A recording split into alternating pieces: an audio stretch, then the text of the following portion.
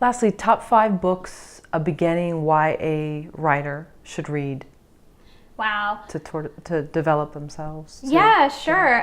Gosh, there's so much great stuff that had a huge impact on me. And it really kind of will depend on what your genre you want to write. I'm trying to think about it. Well, John Green, I think you have to read The Fault in Our Stars, or, I mean, he has a lot of other great books. He writes so well. His voice is really incredible. I think if you haven't read Harry Potter, please go read Harry Potter. And I'm jealous because I wish I hadn't read it and I could read it for the first time again. I think, Hunger Games, the first book, is absolutely worth reading. I love a book called Daughter of Smoke and Bone by Lanny Taylor. Although I didn't love the subsequent books in the series, the first book is fabulous. There's an author named Leigh Bardugo, who I love to death. She's based in LA, and she wrote Shadow and Bone and a whole series with those, and then she has a new book series out. First one's Six of Crows, and it did hit #1 on the New York Times bestseller list. My other favorite author writing right now is probably Victoria Schwab. She also writes under the name V.E. Schwab.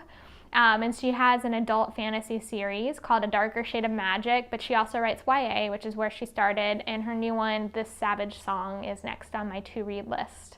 So she's a great writer. What about blogs or magazines that cater to YA authors in terms of support, how to?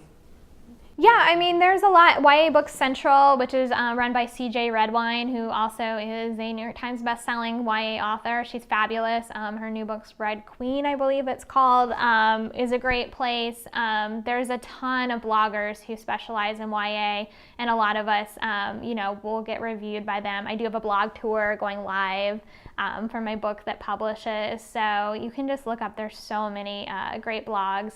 And in terms of writing resources for teen writers, I believe there's something called Figment, which is a pretty cool publication and has writing advice online.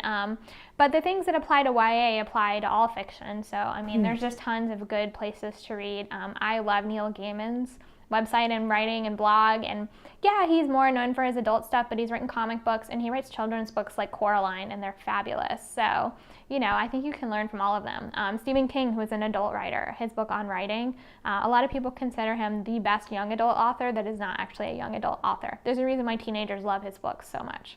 He writes a lot about kids and teens. They're a lot of times the protagonists. So, can't go wrong with him.